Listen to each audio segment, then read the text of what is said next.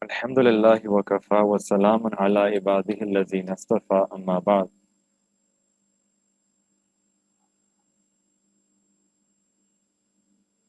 أعوذ بالله من الشيطان الرجيم بسم الله الرحمن الرحيم ودخل معه السجن فتيان. Where Surah Yusuf verse number 36. Now the scene changes and Sayyidina Yusuf alayhi salatu wasalam, he asked Allah subhanahu wa ta'ala that Allah, I prefer to be in prison in order to save myself from the sin of zina. And Allah subhanahu wa ta'ala responded to that, accepted that dua. And then for some time, Sayyidina Yusuf alayhi salam, he went inside the jail. The people at that time, they did mashwara and they saw that even though he's innocent, but the reputation was of the Aziz and Misr was at stake. And they decided to imprison Sayyidina Yusuf alayhi salam for some time until the matters will cool down. This story and the next few ayat will be about Hazrat Yusuf alayhi salam inside the jail. And there are some important lessons that we can take from this, because all of us, we go through some difficult time, difficult patches, difficulties, tests, trials, tribulations, tragedies in our life. And the Anbiya alayhi salatu wasalam, they actually went through greater tragedies than us. In a hadith, the Prophet said that out of all the people,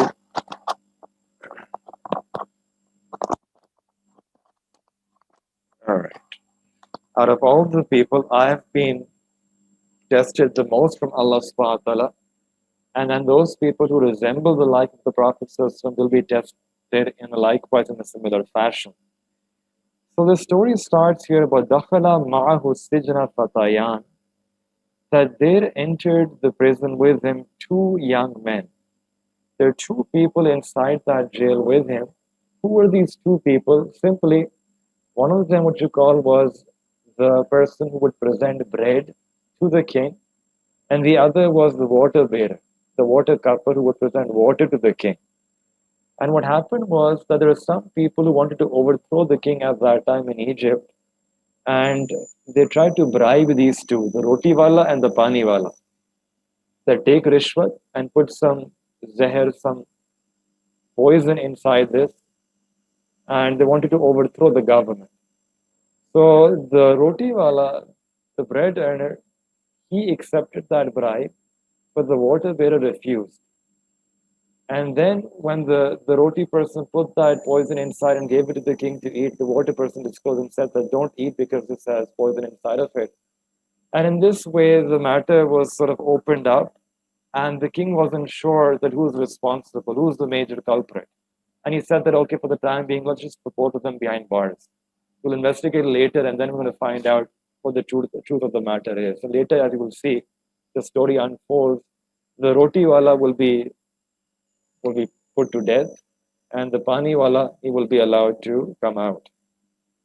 So they started speaking to Sayyidina Yusuf alayhi salam. Qala ahaduhuma, one of them said, Inni arani a'siru khamra, that I have seen myself in a dream pressing wine, giving wine, presenting wine to the king. وقال الآخر إني أراني أحمل فوق رأسي خبزا. And the other person said that I've seen myself carrying upon my head some bread, and I'm presenting this bread to the king. فوق رأسي خبزا تأكل الطير منه. But from this bread which I have on my head, there are birds which are coming and they're eating from that bread placed on top of my head. نبئنا بتأويلي. Now addressing to the Yusuf alayhi salam, they say that inform us of this interpretation. Inna naraka min al muhsinin. Indeed, we see that you are those who do ihsan. You are a person who does favor. You are those who are righteous and good individual. You're a good individual. Now, what this is interesting is that when these two people, they looked at Sayyidina Yusuf alayhi salam, they started talking to him. And what gets them talking is the fact that they see something on the face of Sayyidina Yusuf alayhi salam, naraka min al muhsinin. They actually see some nur of iman, some nur on his face, some nuraniyat, some ruhaniyat. And because of that, they feel attracted. They feel some kind of a frequency or wavelength matches and then they go and try to expose, and they try to expose themselves so much that they're revealing their intimate dream to him and asking him to tell us about what this dream means. So here a lesson that we learn is that when they saw Sayyidina Yusuf alayhi salam, what attracted them was not the husn, the beauty, rather this ilm, this nur in nabuwat, this nur that was on his face, and that's what attracted them, and they came to ask about this dream. Now, when they came to ask about this dream, Sayyidina Yusuf alayhi salam, he took use of this opportunity. And he said to them, قَالَ لَا يَأْتِيكُمَا تَعَامٌ تُرْزَقَانِ, that you will not receive food except that it is provided to you. You will get the food that is destined for you. Except إِلَّا نَبَعْتُكُمَا بِتَعْوِيلِهِ, except that I will inform you of its interpretation before that food comes in. Yani, the food will come to you, you will get that food, but in the meanwhile, these few minutes that we have, I will use this as an opportunity to tell you about the interpretation of that dream. But قَبْلَ أَنْ يَأْتِيَكُمَا ذَلِكُمَا مِمَّا عَلَّمَنِي رَبِّي, and that is from what my Lord has taught me. Yani, this dream interpretation is something which Allah subhanahu wa ta'ala has taught me. This ilm has been given to me by Allah subhanahu wa ta'ala. I'm going to tell you about your dream before the food comes in. But now what happens is that Sayyidina Yusuf alayhi salam, before telling them about the interpretation of what this dream means, he sees that this is an opportunity to do dawah. And he uses that time to reach out to them and engage them in dawah. And he must have seen, again, put yourself in that location. Sayyidina Yusuf alayhi salam is there, he's observing these two individuals. He must have seen that they're calling their idols, that they're mushrik.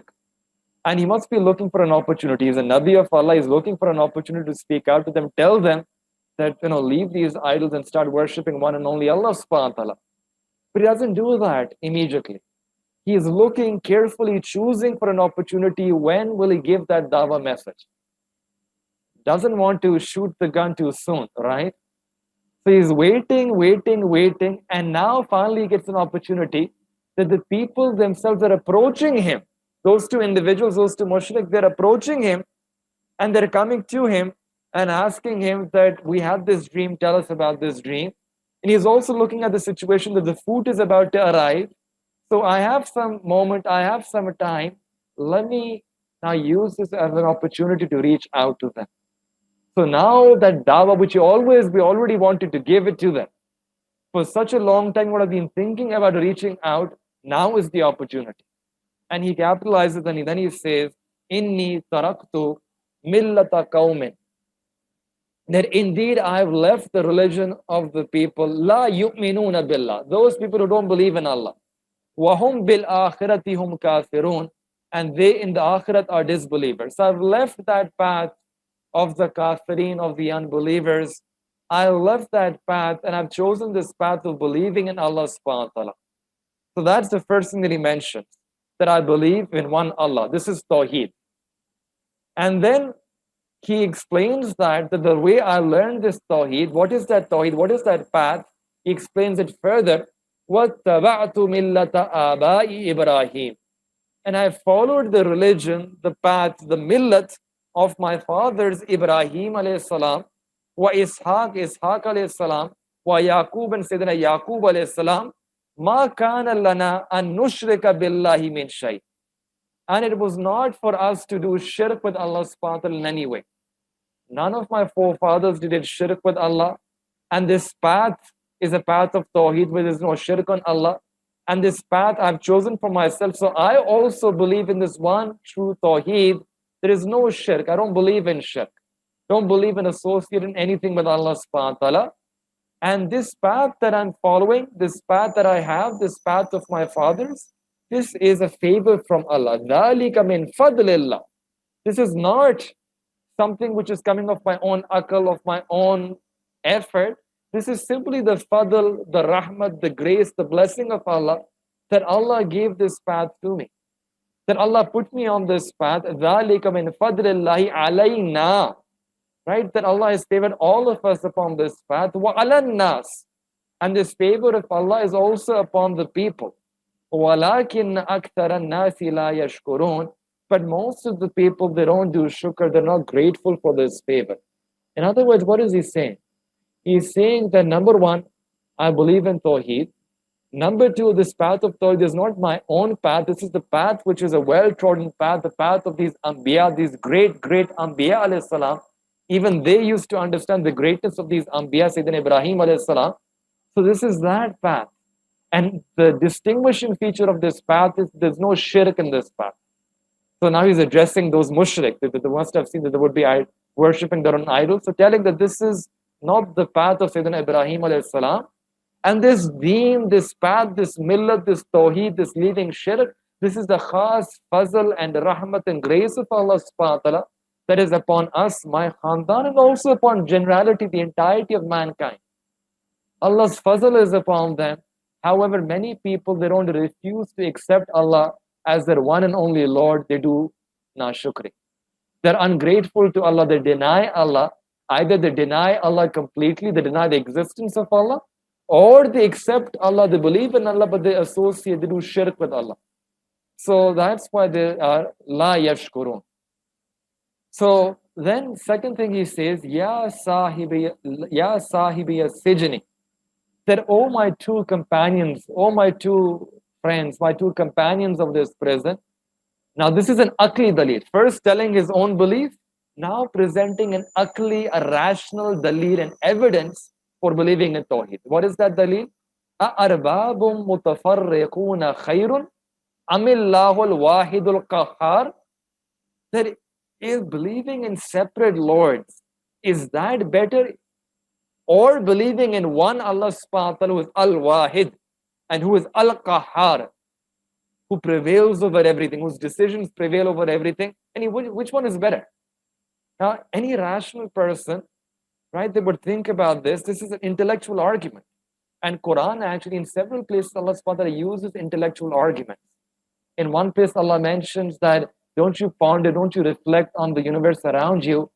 If more than one Lord, more than one God had made such a universe, then they would be fighting with each other. You won't find that perfect harmony and beauty there that you find.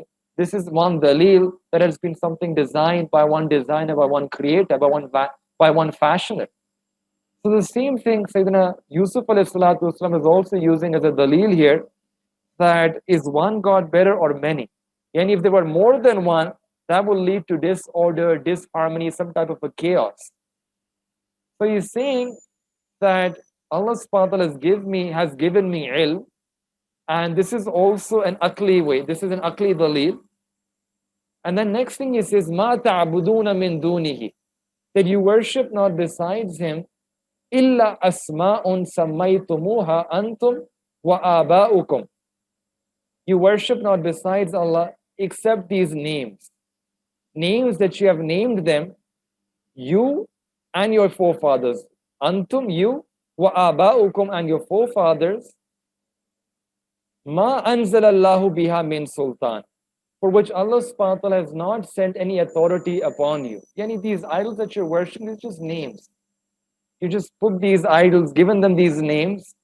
You are worshipping them, your father is also worshipping them. Allah subhanahu wa ta'ala hasn't given authority that you should worship anyone else other than him. Right? So this is just your own made up stuff. This is not the path of Ibrahim alayhi salam, not the path of Tawheed. In al-hukmu illa lillah. And authority, legislation belongs only to Allah subhanahu wa ta'ala. Allah ta'budu illa iyyahu. He has commanded that you worship no one except him. ذَلِكَ الدِّينُ الْقَيِّمُ. This is the correct religion, the straight religion, a religion on which there is no crookedness. وَلَكِنَّ أَكْثَرَ النَّاسِ لَا يَعْلَمُونَ. But most of the people, they don't know. Most of the people, they don't know that this is the deen of Allah. This is the deen which is the true deen. This is the deen which has no doubt, skepticism in it. This is a deen about which there is no crookedness, right? So what he is saying here is that Allah subhanahu wa ta'ala has given me this ilm, and Allah subhanahu wa ta'ala using this akli dalil, inviting them to believe in Tawheed, believe in this deen of Tawheed, and also to believe in him, that Allah has given me ilm, So believe in this ilm. This ilm is what? Nabuwat, right? So what ends up happening is that he gives this dawah in such a beautiful way that these people, the two inmates, the two companions in prison, they accepted the Tawheed, they accepted the dawah of Tawheed, they believe in one Allah, and they also accepted Sayyidina Yusuf alayhi salam and the ilm of Sayyidina Yusuf alayhi salam, yani this nabuwat, this nabuwat of Sayyidina Yusuf alayhi salam, they brought iman on that as well. So in one sense, they have the two features of iman. Iman on Allah subhanahu wa ta'ala, Tawheed, and iman on the Prophet of Allah subhanahu wa ta'ala at that time, Sayyidina Yusuf alayhi salam. So they become believers. So such a beautiful way of giving dawah to number one, and the right time to give dawah, and the right intention. There are three things which are very important when you want to do work of deen, that you need to pick the right time, pick the right niyat, and the right method, right? And you see all three of them are here. So the right time, the right niyat, and the right method. He capitalizes on, and this is why when you make a counsel which is done in these three ways, at the right time, it's like gold. It becomes like gold, right? So in such a small amount of time, Sayyidina Yusuf al-Islam, before giving nourishment to their body, before their food comes in, he provides them nourishment to their soul. And this is the mark of a da'i. He takes care of the souls of the other people. He gives them nourishment. He feeds them. He gives ruh to their iman. He nurtures, nourishes their iman, strengthens their iman. So khana aane se pehle unke ruh ko ghiza de de. And this is a lesson for those who wish to do work of deen. Allah says in Quran that ud'u ila sabili rabbik bil hikmati wal maw'idatil hasana. Then when you want to invite other people, da'wah, when you want to call other people towards the sabil of Allah, the path of Allah, the religion of Allah, you should do that with hikmah. And you should do that in a very noble way, in a good way, in an asan way. So this was the hikmah of Sayyidina Yusuf alayhi salam, that he waited for the exact right time. He would have felt that I should do it, and it would have been hasty if he had done earlier. But he is waiting, not reaching out to them. He's waiting for them to come to him, right? Because that would have more of an impact. If he goes, he'll say, "Who are you? Right? Why did you come to us? You are acting so self-righteous as if bahut bade." Right? So he's not waiting. He's not going out. He's waiting for them to come, and when they come, then he uses that time. Abhi khana aane mein der hai, he gives dawah. And then such beautiful words of dawah, telling them about the first central message, which is Tawheed. Starts with Tawheed. After that, starts with an akli dalil on Tawheed. That it's not just plain blind belief. Just look around you. If you don't believe in one God, do you want to believe in the other gods, multiple gods? That will lead to chaos, disorder. And then finally, saying that I have been given this ilm, nabuwat. And then that also encourages them to believe in nabuwat, and they accept that nabuwat as well, right? So in this way, they bring iman. This is what you call giving dawat with hikmah. That you speak in such a good way that when the other person is ready to listen, sometimes we make a mistake here, that the other person is not even ready to listen to our talk. And you start imposing and enforcing and telling them about deen. Well, it's just blind, deaf ears, right? So we need to reach out when the other person genuinely wants to listen and they wish to hear and wish to be counseled by that counselor. So now Sayyidina Yusuf alayhi salam, he interprets the dream for them. He says, Ya sahibiya sijni, O the two companions of my prison, amma ahadukuma fayasqi rabbahu khamra. As for one of you, he will give drink to his master of mine, and he will be set free. And you will go back, and you will back be in your own possession. You will be with the king, close to the king, and you will be serving water and wine to him. Wa ammal akharu, as for the other, fayuslabu, salab. This word salib, salibi war, crucifying. That comes from this root letter. He will be crucified, fata'kulu tayru min ra'sihi, and the birds will eat from his head. Qudi al-amru alladhi fihi tastaftiyan. After giving the interpretation, then he makes this important claim, this statement that, look, you're asking me about this interpretation, I've given you the interpretation. You will be set free, you will go back to your position, and you will be crucified. But these are matters which have already been decided upon. Kudli al amru, kada ho chuke, decreed. These are matters which have been decreed upon. You're inquiring, you're asking for my fatwa. That's taftiyan fatwa, inquiring. But these are things which have already been asked, which have already been decided and decreed by Allah subhanahu wa ta'ala. So this statement tells us something, that when you interpret the dream, number one, I think we've spoken this about before as well, that you should be careful about who you take your interpretation from, because that interpretation will become true. You should be careful in asking interpretation. Imam Jafar Sadiq Rahmatullah he mentions that you should not take your interpretation from three people. Number one, you should not take interpretation from people who are irreligious, who don't know the basics about deen, because if they don't know the basics about deen, they will not be able to understand what that deen, what that dream is, and might actually give you a bad ta'bir, and then that bad ta'bir might become true for you. So be careful, don't expose, don't reveal your deen, your dream to irreligious people, don't take interpretation from them. Number two, he says, don't take dream interpretation from ignorant people. People who might be religious, but they don't have ilm, they don't have that ability, their ignorance, their jahil, despite being religious. And number three, he says that don't take dream interpretation from those who are your enemies, because they have enmity, malice, hatred against you. So they would try to give an interpretation which will hurt you or harm you. On the other hand, then the question comes that who should you ask? When you have a dream, you want to ask for an interpretation, who should you ask? So in a beautiful hadith, the Prophet ﷺ gave us an answer that la yakussuha illa ala habibin aw labibin, that do not reveal your dream except to two people, either your habib, someone who's your close friend. Because in your friendship, that person will think khair about you, will think good about you, will not try to hurt you, harm you, or try to pinch you from the back. He will be or she will be thinking about what is good, what is in your interest, for your betterment. So Habibin aw Labibin. Labibin comes from this word lab. Lab means intelligence. Someone who has been given ilm, knowledge. So ask someone who has knowledge of deen, or ask someone who is a pious, who's someone close to you, and their interpretations would be better for you. There are several books on dream interpretation. One of the most famous books we're just discussing this is Muhammad ibn Sirin, rahmatullah alayh. He's written a whole book about dream interpretations and what different dreams mean, and if you see a dream at a particular time, what does that mean? When will that dream be fulfilled? So I was just going through a book, and I thought I'll share this with you. These are things which are, they may or may not happen to us. But he mentions in that book that if a person sees Allah subhanahu wa ta'ala in a dream, that is the most barakat dream any person can get.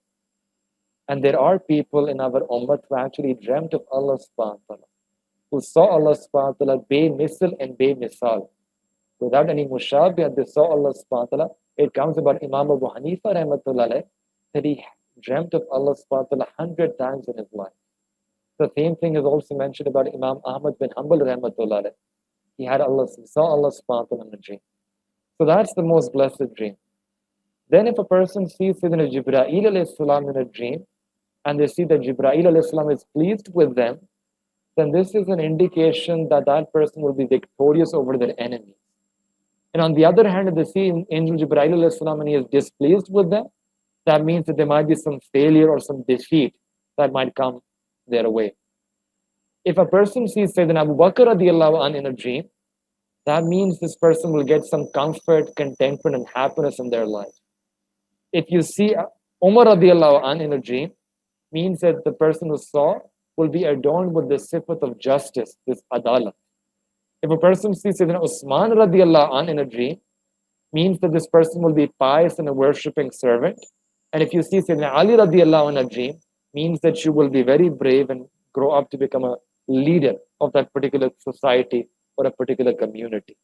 And generally, if anyone sees any Sahaba in a dream, that's the sign that Allah will accept you for this work of deen, for this khidmat of deen. It's a good sign, it's a good dream. So, Sayyidina Yusuf alayhi salam, when he mentioned this dream to these two people, he also said, وَقَالَ لِلَّذِي زَنَّ أَنَّهُ نَاجٍ مِنْهُمَا. He said to the one whom he knew would go free, that water bearer, right? He would go back. So he said to him that أُذْكُرْنِي عِنْدَ رَبِّكَ, that when you are set free, you're back to your position with the king, then mention me before your master. And he mention my name in front of the king. This is like a polite reminder. Like when you guys send emails to the professor and the professor, they don't reply back, a polite reminder, right? A gentle reminder that you haven't responded to my email. So this is also a very polite reminder that Sayyidina Yusuf al-Islam is actually telling him that, when you go back, just ask the king that I've been here for a long time and he hasn't heard about me, he hasn't investigated my case hasn't been opened up. He should consider this case as well. But Allah ki shan, right? He goes back, and when he goes back to the king, فَأَنْسَاهُ الشَّيْطَانُ ذِكْرَ رَبِّهِ. But shaitan made him forget to mention Sayyidina Yusuf alayhi salam to his master. فَلَبِسَ فِي السِّجْنِ بِضْعَ سِنِينَ. And Sayyidina Yusuf alayhi salam, he remained in that prison for several years. Yani asal mein hakikat was that for everything, there is a miqdar, there is a time period. Abhi time period pura nahi hua tha. So then Yusuf alayhi salam wanted to come out, but the decree, the destiny meant कि अभी कुछ और अरसा गुजारना. The real reason was the time that had been destined, which had to be completed, that time in jail, that time in prison hadn't been completed up till now. So Shaitan, this became the Zahiri sabab. Shaitan made him forget. And now Sayyidina Yusuf alayhi salam continues to remain in that prison for a long time. This word bid'ah in Arabic language means anywhere between 2 to 9 years. 2 to 9 years, Sayyidina Yusuf alayhi salam is inside the prison. Now, during this time, the king finally has a dream, and he has a very ajib dream. And the dream of the king is also mentioned by Allah subhanahu wa ta'ala in the Quran, which is as follows. وَقَالَ الْمَلِكُ. And now the king said to his courtiers, to the viziers, إِنِّي أَرَى سَبْعَ بَقَرَاتٍ سِمَانٍ. That I've seen in a dream 7 fat cows, يَأْكُلُهُنَّ, that are being eaten, سَبْعٌ عِجَافٌ, by 7 thin, lean cows. 7 fat cows being eaten by 7 thin cows. وَسَبْعَ سُنْبُلَاتٍ خُضْرٍ. And I've seen 7 green spikes of grain, وَأُخَرَ يَابِسَاتٍ, and others that were dry. Ya ayyuhal mala'u, that the leaders, the chief, the tribe, the noble, honorable people in that gathering, is addressing them and saying to them, Aftuni fi ru'yaya, that explain to me what this dream means. In kuntum li ru'ya ta'burun, if you should interpret these dreams. And if you have the ability, tell me, what does this dream mean? What is the significance of this dream? What is the reality of this dream? He is asking. Because the king, he thinks that this is something which is significant. But however, the courtiers, the viziers, they reply back and they say, قَالُوا, he said, أَزْغَاسُ أَحْلَامٍ, that this is just a mixture of false dream. Right? This is nothing. When the king mentioned the dream, the courtiers are saying that, you don't need to worry about this. This is what is coming from your psyche. Remember I mentioned to you the 3 kinds of dreams? One are true dreams, the other are dreams coming from shaitan, and the third are just things which your psyche, your nafs, your psychology, they have no meaning whatsoever. Whatever you saw, whatever you're thinking about, whatever you're preoccupied with, that's what you end up dreaming about when you sleep. Right? So they have really no significance, no deeper meaning. Sometimes when you're either mentally tired or physically tired, you just end up thinking random things, strange things, right? Ajib things. So that's what they say. That, oh king, don't need to worry about this too much. This is just insignificant, trivial, meaningless dreams. Don't worry about them. Don't think about them too much. These are adghatu ahlamin. وَمَا نَحْنُ بِتَعْوِيلِ الْأَحْلَامِ بِعَالِمِينَ. And we are not learned in the interpretation of dreams. So also an admission that this is not our task, this is not our territory, this is not our specialty either. At this point, when they gave their hands up that ye to nahi kar sakte, hamare bas ki baat nahi hai. So now that person, he remembered. That person was in prison. وَقَالَ الَّذِي نَجَى مِنْهُمَا. But the one who was freed, وَذَّكَرَ بَعْدَ أُمَّةٍ. He remembered after a time, and he said, أَنَا أُنَبِّئُكُمْ بِتَعْوِيلِ. O king, O Aziz Misr, I will inform you of its interpretation. There is that one person I know of. That one person in the prison, Sayyidina Yusuf alayhi salam, he knows the interpretation of dream. He successfully interpreted my dream in a way that became true for me. So I know that person. I'm going to go to that person. I'm going to get the interpretation for you from him. So for Arsilun, so send me forth to him. So now he comes to Sayyidina Yusuf alayhi salam, and he addresses Sayyidina Yusuf alayhi salam and says, Yusufu, ayyuha siddiqu, O Yusuf, O man of truth. This word siddiq, there's another word sadiq. In Arabic language, there's a difference between these two words. Sadiq refers to that person who is truthful in their speech. Siddiq is a bit more intense. It refers to that person who is truthful in their speech as well as in their actions. And I could be true in my speech, right? But I could be false in my actions.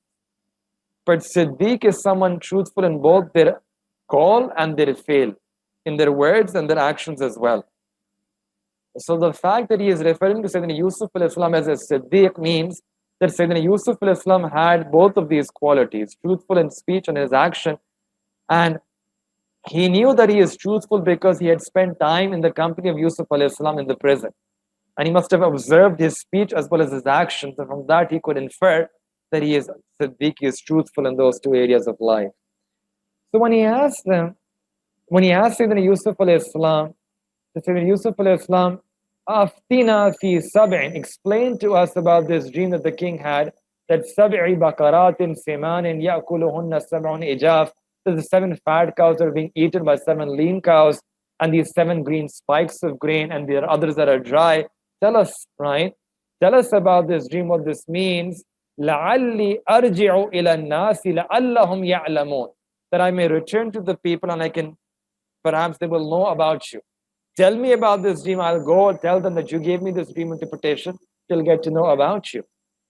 So at this time, Sayyidina Yusuf alayhi salam, he immediately, without any delay, provides the interpretation.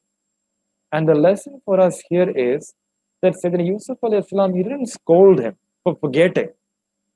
He's not doing shikwa or complaining that I told you to do something, that when you go back, mention my name, remind the king that I'm still here in the jail, and now you forgot about that, and now when you are in need, you are coming to me, right? What I told you to do, wo to aapne kiya nahi. But then what you want me to do, you're asking me to do it. He doesn't mention any of that, right? When he is being asked his question, so Sayyidina Yusuf alayhi salam, he's replying back, he's saying that, look, you're calling me Siddiq. How truthful were you, right? I am truthful. How truthful were you? He's not saying any of those things, right? He don't say this. He had so much help. He had so much forbearance. He had so much sabr. He was ready to help him out immediately, right? Some of our own teachers, they teach us that if someone seeks you out as a teacher, they want instruction from you, then you should also not make that person mahrum or deprived of that instruction, of that teaching. Right? We should still provide that guidance, that teaching, that instruction, even though the student would have forgotten the instructions that were given to him. Right? So a student, when they forget, the teacher should not obstruct the journey of their ilm. Should not say that I will give you ilm only if you do khidmat. First do my khidmat, then I'm going to give you ilm. First give me some hadiyah, some gift, then I'm going to give you ilm. No. Right? This ilm is something which is given for free, which is attained for free, which is also should be imparted free of cost. This ilm, you cannot put attach a condition with this, that you do khidmat, then I'm going to give you ilm. you do hadiyah or gift, then I'm going to give you ilm, right? So that's what Yusuf alayhi salam does. He gives the guidance, he gives the interpretation, he gives that ilm immediately, without any delay, without any complaining, without any shikwa or any shikayat. And what does he say? He says, قَالَ تَزْرَعُونَ سَبْعَ سِنِينَ دَأَبًا, that you will plant for 7 years consecutively. فَمَا حَسَدْتُمْ, and what you harvest, فَذَرُوهُ فِي سُنْبُلِهِ, you leave the harvest in its spikes. إِلَّا قَلِيلًا, except a little, مِمَّا تَأْكُلُونَ, from which you will eat. Then, ثُمَّ يَأْتِي مِنْ بَعْدِ ذَلِكَ, after this will come 7 difficult years. So first you will have 7 years of abundance. 7 years will you have a lot of wheat, but what you should do is that don't use the entirety of that wheat. Use whatever is needed and keep the extra, store the extra, protect the extra, keep it down in those grains, in those spikes. Don't take them out. And this was the hikmah of Sayyidina Yusuf alayhi salam, because if you keep the grain inside that spike, then it won't rot on its own. It won't be affected by any disease or any other pests. It will remain protected. So he's number one, interpreting the dream. Number two is also providing a practical strategy on what needs to be done in such a situation. That you will have 7 years of productive harvest, and then after that, you'll have 7 difficult years. يَأْكُلْنَ مَا قَدَّمْتُمْ لَهُنَّ إِلَّا قَلِيلًا مِمَّا تُحْسِنُونَ, which you will consume what you saved for. You save and you will use that saving in these 7 difficult years, right? So when this man, then summa ya'ti min ba'di dhalik, so 7 years of famine, first 7 years, 7 years of abundance, then 7 years of famine. Then after that, the 15th year, summa ya'ti min ba'di dhalik amun fihi yughathu nasu, will be given abundant rainfall. So 15th year you will have rainfall. وَفِيهِ يَعْسِرُونَ, in which they will press their olives and grain. And there will be so much abundance that you will have all your vegetation, your fields and your crops will come back in full bloom. So this man, he takes this dream, this interpretation, he goes back to the king and tells the king about this. When the king hears about this interpretation, he gets impressed. He's so impressed. It's such a beautiful interpretation. He says, "Utuni bihi, bring that person to me. Bring that person to me." Now, there is the one lesson that we can extract from this ayah, is that when this man went back and he's telling the king, and the king is saying that, "Bring back Sayyidina Yusuf alayhi salam to me," the Mufassirin, they say that a person, if he gets this ilm of dream interpretation, this ilm of dream interpretation is so valued that it allowed Sayyidina Yusuf alayhi salam to exit the prison and get the jewels, right? Eventually, from jail to getting the jewels, becoming having all the treasures in his hand, becoming the finance minister of that country. This ilm of dream interpretation was so meritorious, was so virtuous, that it took him from this position, a lowly position, and gave him such a high, honorable position in the palace of the king.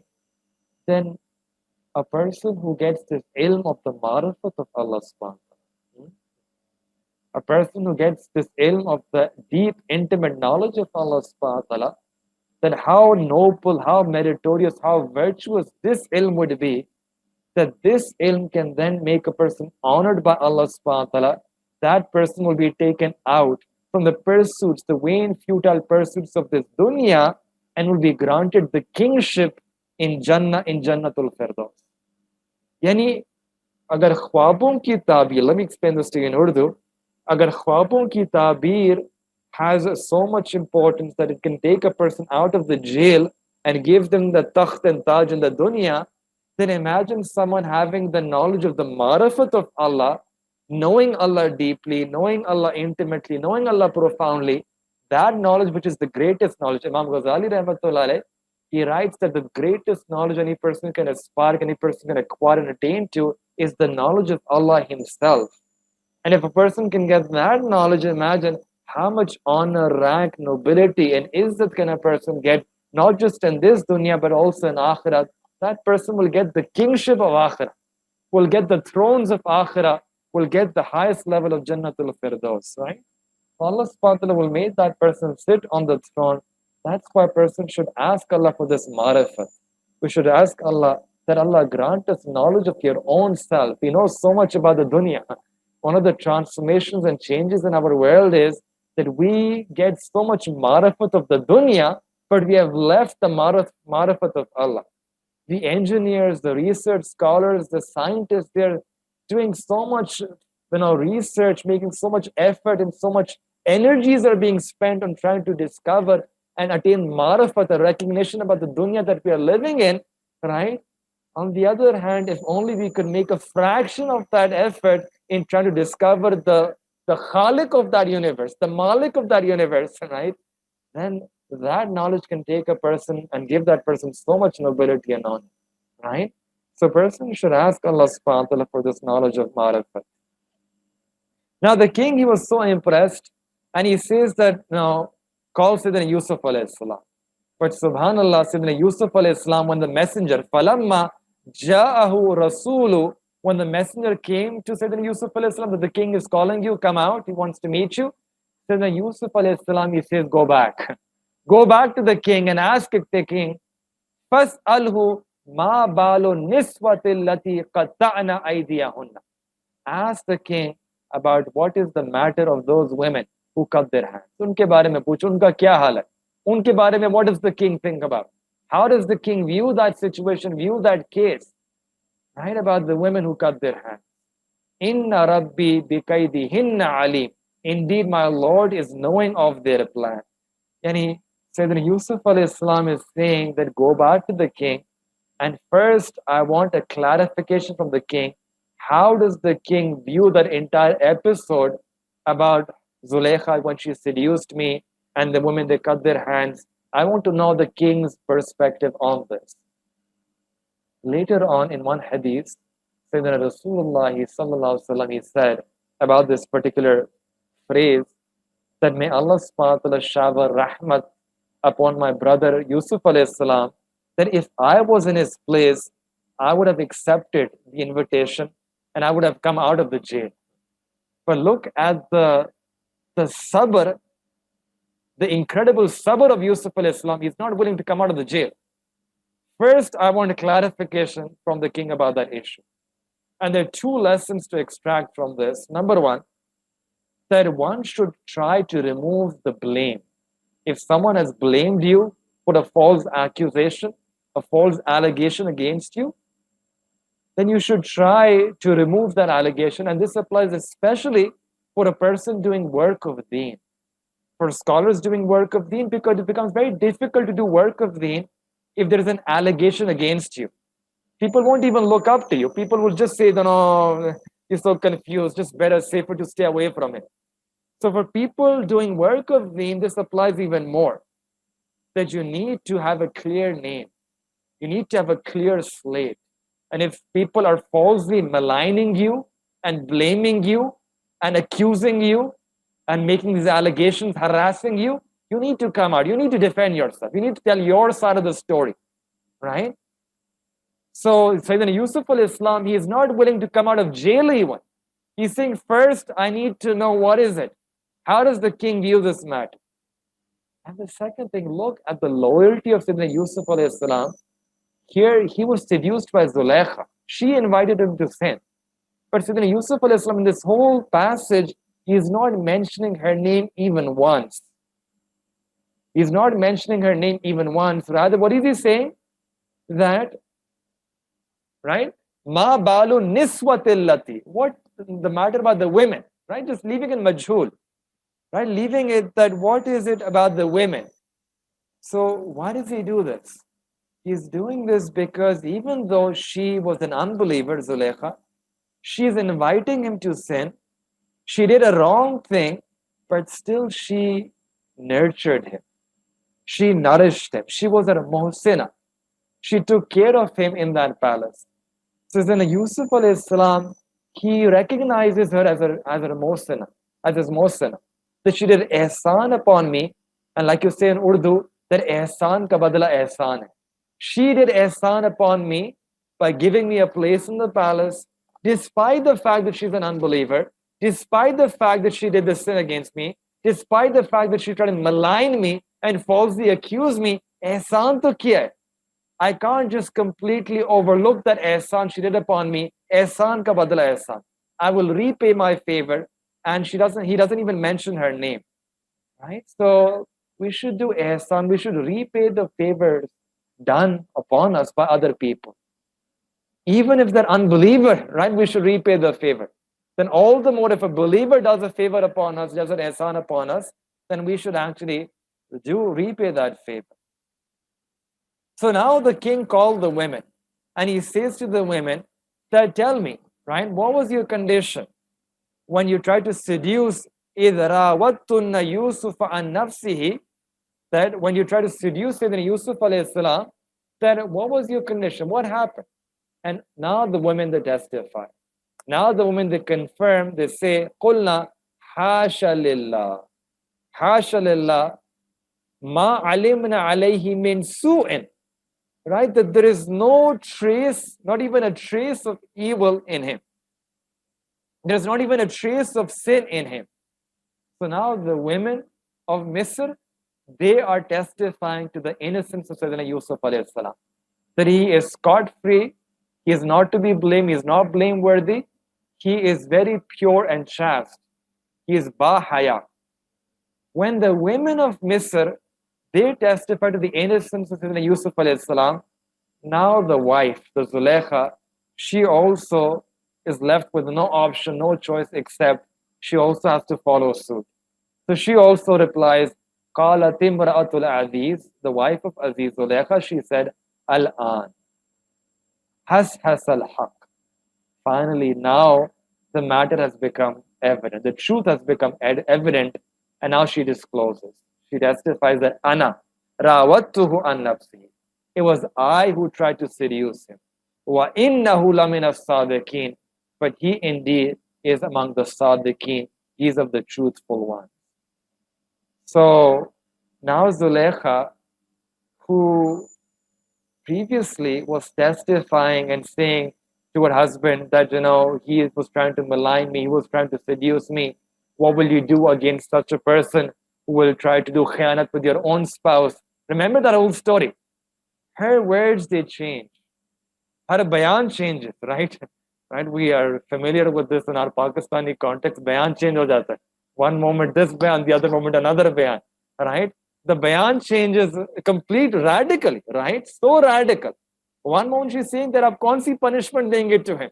Will you imprison him behind bars or will you give him a painful punishment? And now she is saying, no, it's I. Ana rabattuhu an nafsi. I try to seduce. He is completely pure. He is completely truthful, right?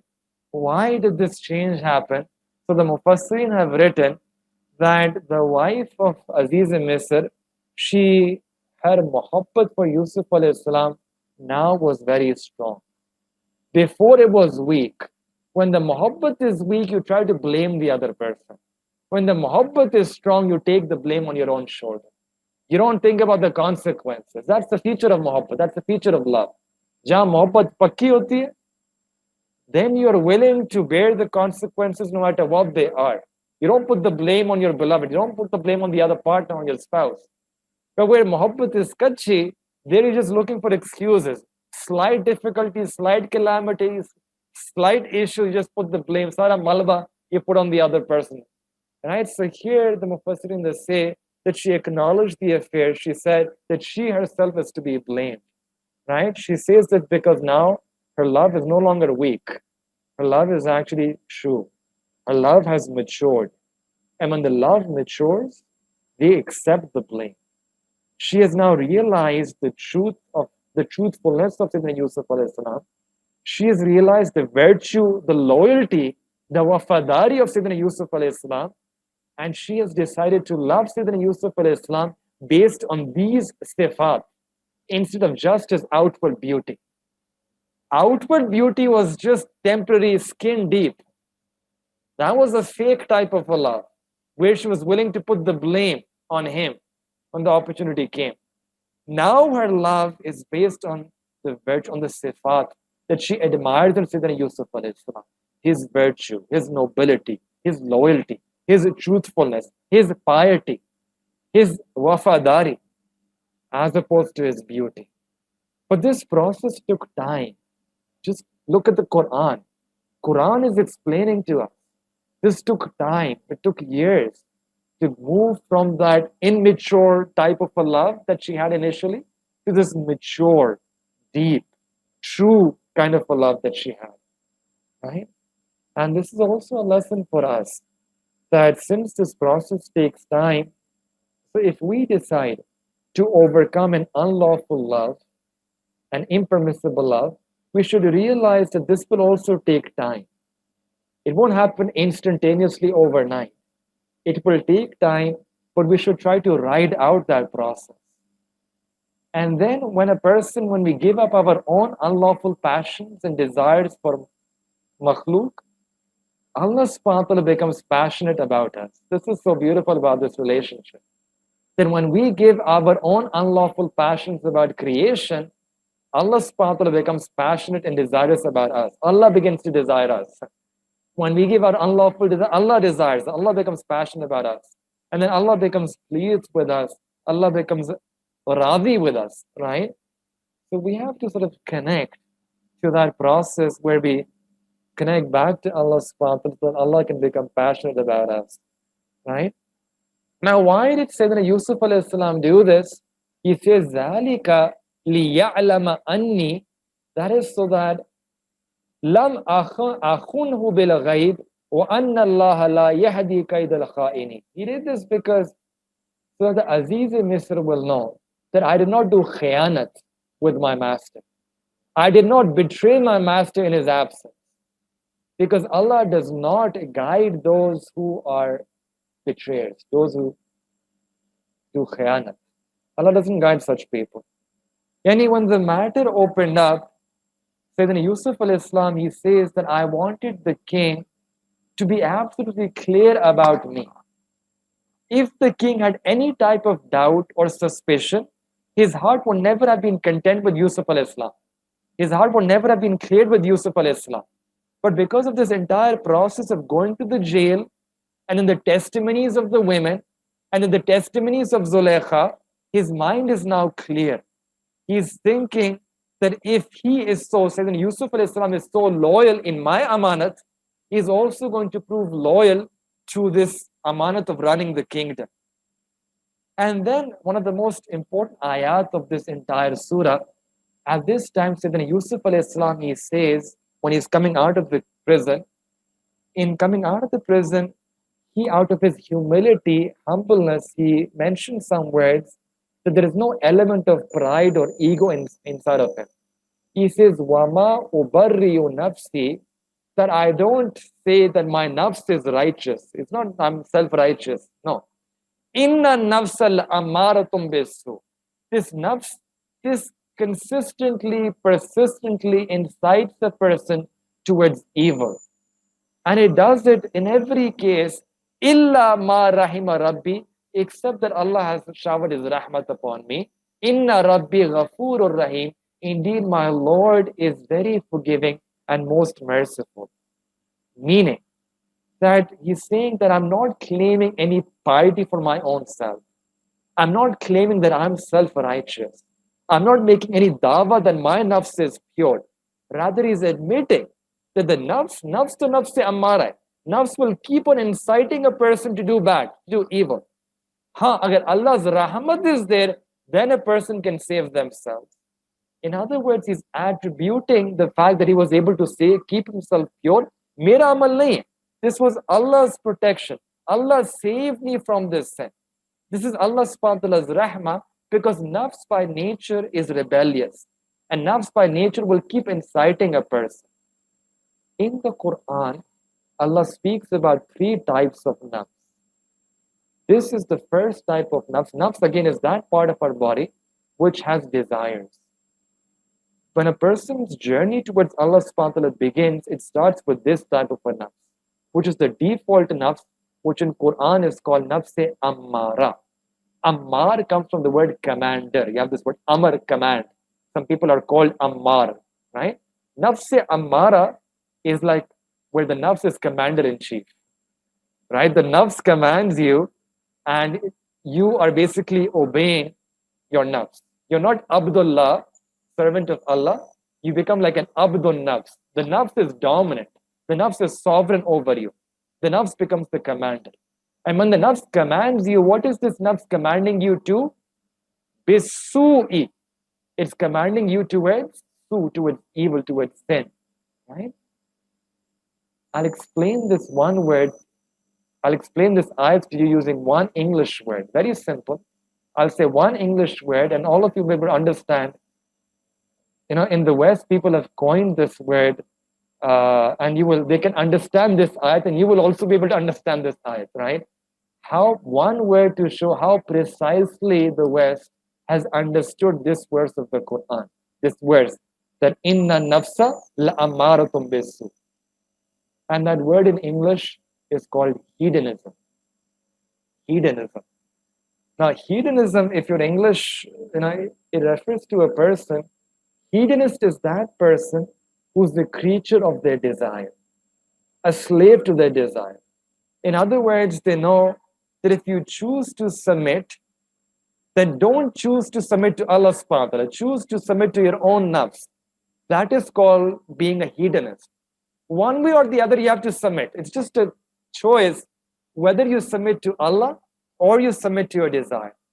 So hedonist is that person who says that do whatever your nafs tells you to do. Do whatever makes you happy. Eat whatever makes you happy.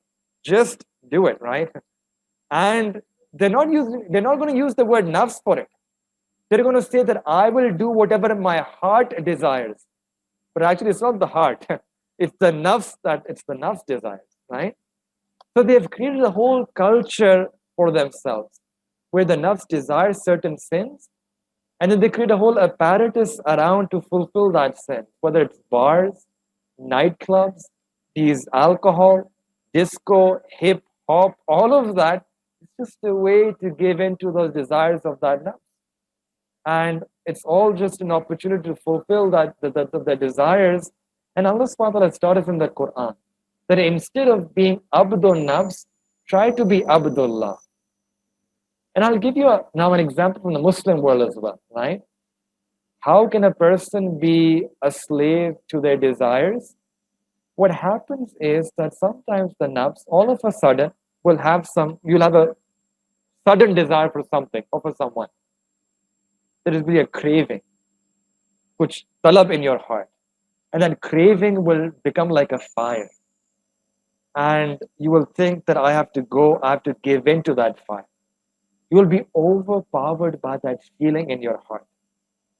And then you will do something, either with your hands, or you will do something in your mind to release that feeling, to extinguish that fire. You will give into your nafs. You will give into that desire. Even if you do it secretly. You won't go to a bar. You won't go to a hip hop club and a fancy nightclub, right? Or a disco. But secretly, privately, behind closed doors, a person will give in to their nafs. They will give in to those desires. Sometimes we might give in to those desires just visually, right? Just visually, you give in, right? That's the overpowering nature of nafs is still there, right? The nafs will control our eyes. Your heart will be crying at you, don't look at those things. The nafs, the heart will be telling you to look down. Even your akal will be telling you, your mind will be telling you, don't look at those scenes, don't look at those images. But your eyes, they will become slave to your nafs. Eyes will just do what the nafs tells them to do. Inna nafsa la amaratum bisu. Nafs is commanding the eyes. So whatever your heart feels at that moment is going to become irrelevant. Whatever your mind is telling you at that moment is going to become irrelevant Why? Because the eyes have been enslaved by the nafs. This slavery, and this is the month of Ramadan. Actually, Ramadan came to take us out from the slavery of this nafs. Ramadan is not simply about leaving food and drink and fasting, right? Ramadan is actually to take us out from these impermissible desires of our nafs. Because what happens in Ramadan is the most basic permissible desires that you have, which is eating and food and drink, right? Allah says that you can stay away from food and drink for this month. A jaiz, permissible desires, you can stay away from that. Then can't you stay away from those impermissible desires for my sake? That's the maqsad of Ramadan, right? That's the training of Ramadan. The side effect of Ramadan is hunger and thirst, right? We flip it off, right? We think that the maqsad is fasting and everything else is secondary. This is the real maqsad, right? So this is the first type of nafs, that is nafs ammara. The second type of nafs is called nafs lawwama. Lawwam, mulamat karna. This is that nafs which feels guilty. And it's the nafs which is sort of blameworthy, that a person sometimes they're able to beat their nafs into shape, but it's not completely overpowered. Sometimes they beat their nafs, and sometimes the nafs beats them. But the important thing is that whenever the nafs beats them, and the nafs makes them commit any sin, then after committing that sin, they feel some remorse in their heart. They feel some kind of regret, some guilt, some nadamat, something in their heart. They feel some haya, some shame, some embarrassment. And then they turn to Allah in istighfar, in tawbah, they turn back to Allah in tawbah. The difference between nafs ammara and nafs lawama is, in nafs ammara, you sin remorselessly. You sin without any regrets. You sin without any nadma. You sin without any haya, without any shame whatsoever. But in nafs lawama, you will still fall, you might still slip, you might still dip, you will make mistakes, but every time you make a mistake, kuch na kuch ehsaas hoga. You'll feel something in your heart. And then alhamdulillah, inshallah, by the grace of Allah, we are the people who might be at this nafs lawama, right? And we should be thankful at least when we make something, when we do something wrong, at least something happens, we feel that guilt, right? And that itself is a part of mercy of Allah subhanahu wa ta'ala, right? That at least, again, remember this principle, that as much as we bring sin to Allah, we should also try to bring that guilt to Allah. If we are not able, if we don't have the ability to bring as many good deeds as we can, at the very least, we can try to at least bring as much guilt as we can to Allah. Right? Theek hai, gunah ho rahe, but a person can also bring that guilt and nadamat and shame as well to Allah subhanahu wa ta'ala. This remorse and regret will invite the mercy of Allah. This will invite the rahmat of Allah. And Allah loves this so much that a small asu, a small tear of nadamat and remorse, a nadmatu tawbata. One nadma, one small tear of regret and guilt is enough to wipe away an entire lifetime of sin.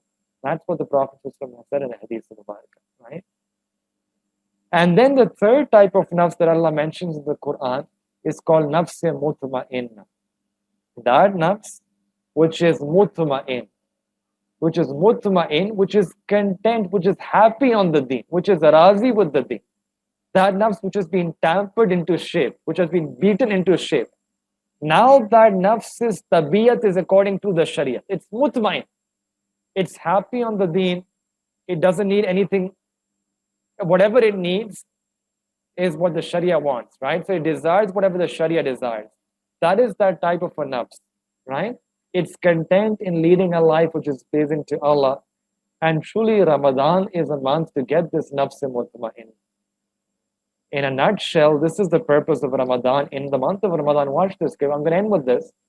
That Allah subhanahu wa ta'ala gives every single Muslim a free sample of nafs mutmain. Me and you, every one of us, will get a free sample of what it is like to have nafs mutmainna. How? During this act of fasting. Because in this act of fasting, alhamdulillah, all Muslims will be fasting. You will find that a person who is fasting, they'll always mutma'in on their fast. She is always mutma'in on that fast.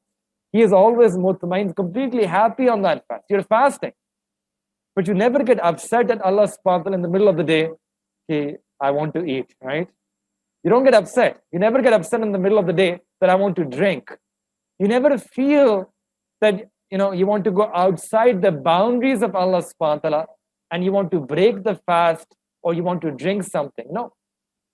He or she, they're completely mutma'in about this fasting. They're completely content about their fasting. Completely happy, no problem. मेरा खाना पीना बंद कर दिया बहुत ठीक है मजे में right my food and drink and stop from fajr se maghrib ठीक है we're happy. This is the feeling that a person has when you have nafs mutmain, the exact feeling. So this is another training for us in Ramadan, that what it means to have nafs mutmainna, that the way we are happy and content about this one amal of fasting, that's the way a true believer is supposed to be, that they're content and happy and mutmain about every single aspect about their deen, every single thing about their deen, right? They're happy with the rules of Allah. They're happy with the teachings of Allah, with the commandments of Allah.